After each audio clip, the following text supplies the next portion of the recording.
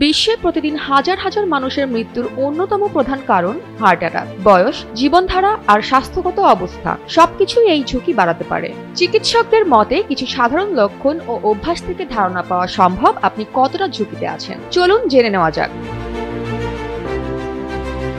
প্রথমেই আসি জীবনধারা ও পারিবারিক ইতিহাসে। 40 বছরের আগে হার্ট অ্যাটাকের ঝুঁকি তুলনামূলক কম হলেও ধূমপান, অস্বাস্থ্যকর খাবার কিংবা ব্যায়ামের অভাবে ঝুঁকি বেড়ে যায় বহুগুণ। নারীদের ক্ষেত্রে মেনোপজের আগে ঝুঁকি তুলনামূলক কম, তবে জীবনধারা ও জিনগত কারণে হিসাব বদলে যেতে পারে।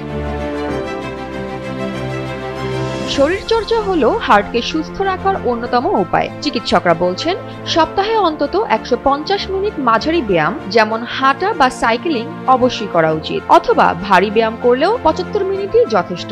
এই নিয়ম না মানলে হার্ট অ্যাটাকের ঝুঁকি অনেকাংশে বেড়ে যায়।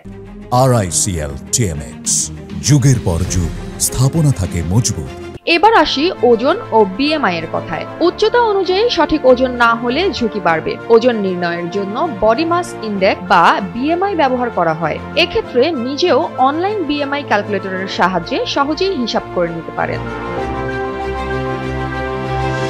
এছাড়া পেটে অতিরিক্ত চর্বি জমে থাকলে, রক্তে কোলেস্টেরল বেশি হলে, উচ্চ রক্তচাপ বা ডায়াবেটিস থাকলে ঝুঁকি আরো বেড়ে যায়। তবে মনে রাখতে হবে, সব ধরনের পরীক্ষা সবার জন্য জরুরি নয়। কার কি পরীক্ষা প্রয়োজন আর কি প্রয়োজন নয় তার শারীরিক অবস্থা বিবেচনা করে কেবলমাত্র একজন চিকিৎসকই সিদ্ধান্ত দিতে পারবেন।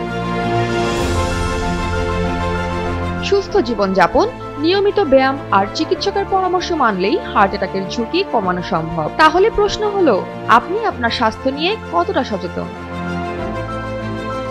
জয়া হাসান, NPB।